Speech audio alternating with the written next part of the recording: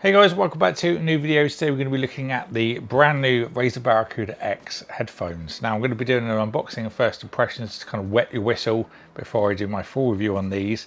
I'll try and do these as quick as I can. But I thought it'd be nice to do like an unboxing and kind of get my first impressions of it as well, because this is very different from what they have generally been producing. So it seems to be quite interesting by what I've seen so far. So these headphones, traditionally headphones for gaming, have been very differently styled or to what you generally see with like street headphones. So for example, here's a prime example, these Logitech ones there. You know, the aesthetic of them is just drastically themed. You know, there's a kind of certain style to them basically. So these Razer have gone for a more street kind of look to them. So they're kind of serving multiple purposes rather than just being a gamer one that you'll never take out of the house. And to go with that, these have got a plethora of connectivity options. So if you can see on here, we've got 4-in-1 with USB-C. So you can use this with your Switch, your phone, PC, and then you've also got a 3.5mm wide option as well. So additionally to that, you can also use it on PlayStation. If you want to use these on Xbox as well, use the 3.5mm into the headphone jack. So like the amount of options you have with these is, you know, there's a wide range you can do. So here you go on the side here, PC, Switch, PlayStation, Android. There is a Q&A on the cheat sheet as well that I'll kind of go over as well. So let's cover some of the things. So these are using 40mm drivers that Razer are calling their Triforce drivers. Reminds me of the Triforce podcast from the Yogscast. And then you've got headset controls on there, 250 grams. I have got some more specs that I can tell you as we go through. But I saw these on the release and I thought they looked very interesting. So I wanted to kind of film myself unboxing them rather than just opening them like I would a normal review. And then it's also, you know, whets your appetite for the full review. So it serves multiple purposes. Let's see if we can get these out. It'll be a good start. Okay, so don't eat this. We have our instructions. Oh, it's like a folding out guide. There we go, with all your information on. Also some Razer stickers, just the green ones with this headset. The headphones themselves, and then let's have a look at the accessories. So I did say that they were using USB-C for PC, but don't worry, they have included a wide range of different cables if you aren't using USB-C on your PC. So let's just get them all out and then we'll cover them off. So here we have all our different connection options. This is the USB-C adapter. Now, first thing I thought of the second I saw this was if it's going to be able to fit into PCs, because depending on what motherboard and what case you use, some of the ports are going to be this way as you look onto it, and some are going to be this way. So that might be a bit of a problem. It might like take up another port. And then if you're using it on the back of the motherboard, USB-C and USB-A's are jammed very tightly on the back of the I/O. So we might have to see if there's any kind of clearance issues, if it covers up anything. You may find that you just have to use the USB extension. So here we have a USB-C to USB-A. This is for charging the headset. We have a USB-C to USB-A extension cable, or if you don't have a USB-C port on your PC, you can use that adapter into that, which will then give you your PC connection. Also, if you use it on PS4, to give you the wireless. And then the 3.5mm jack, so if you want to use it on a phone with a 3.5mm jack connection, you could do that there, or your Xbox controller. Another thing to note is if you're using it for PC, you'll need to download the software to enable the surround. As you can't download software onto PS4 and Xbox or Switch, you won't be able to use the software on that.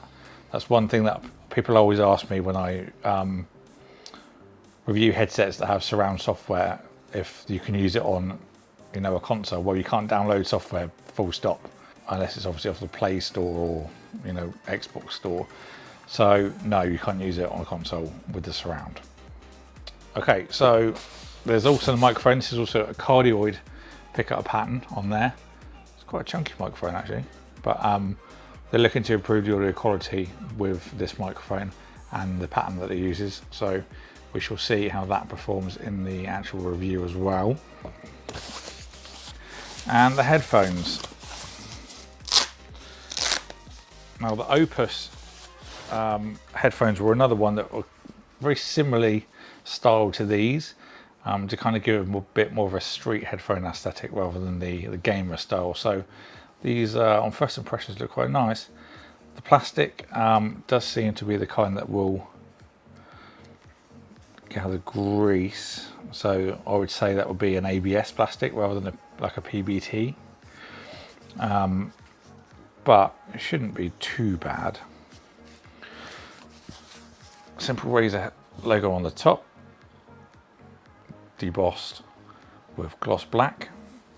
Underneath all the controls, so we've got a mute button, a physical mute button, which is quite nice. You have to actually push it in and you get an audible click.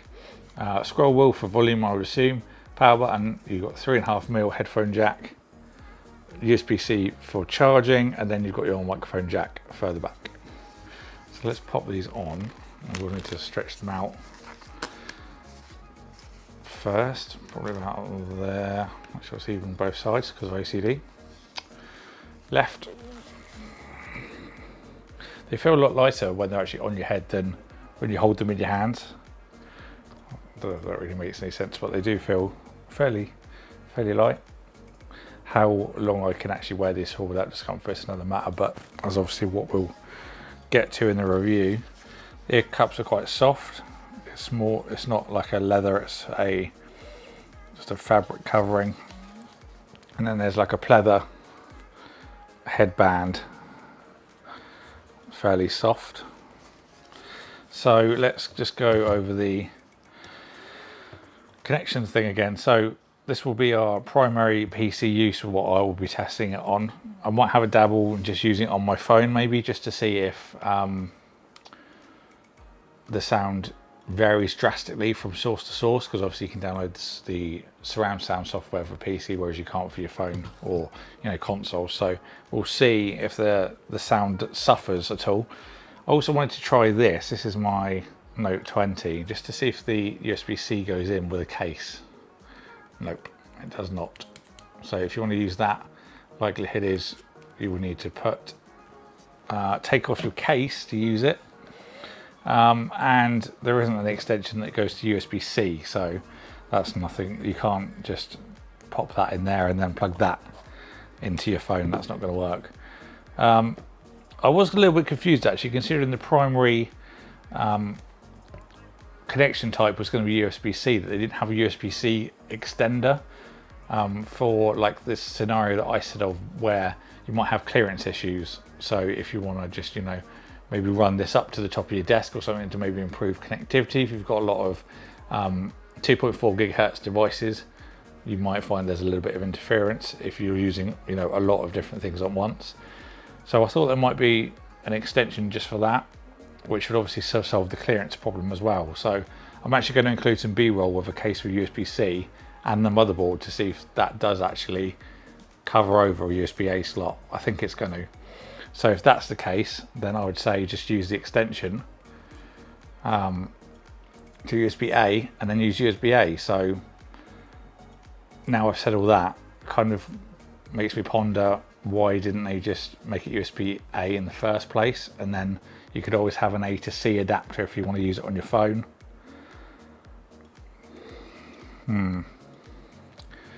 If you want to use it on a console, you need to use this adapter anyway.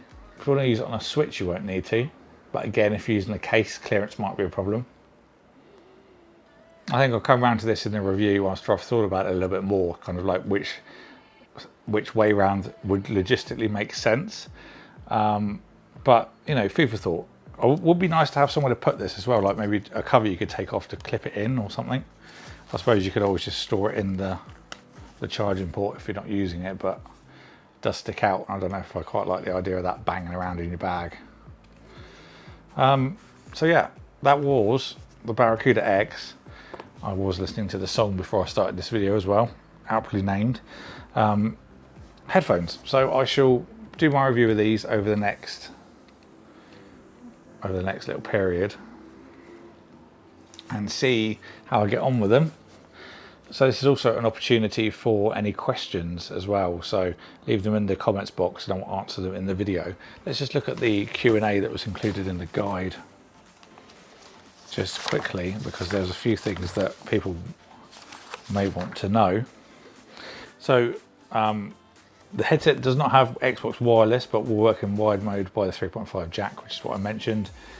It supports 7.1 using Windows 10 64-bit to provide heightened sound with your in-game awareness. So you'll need the software again. So you can't use it on a console. For anyone that asks, I will just tell you to watch the video because I've already answered it. And you can upgrade this to THX spatial audio as well for using it on PC.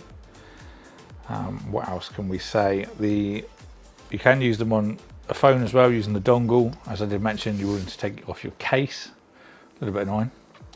And then it uses the Razer Hyperspeed, which is 2.4 gigahertz over Bluetooth. So these aren't a Bluetooth headset that you can just connect to your phone with Bluetooth. You will need the adapter if you want to do that. So I think that's the main aspects of this covered. More detailed specs and things will be in the review, like the frequency response and stuff like that, and the microphone test. But this is, as I said, unboxing and first impressions. So it's going to retail at $99.99, which I think for the compatibility it has, and also the kind of style, more of a street style look, I think is quite a good price.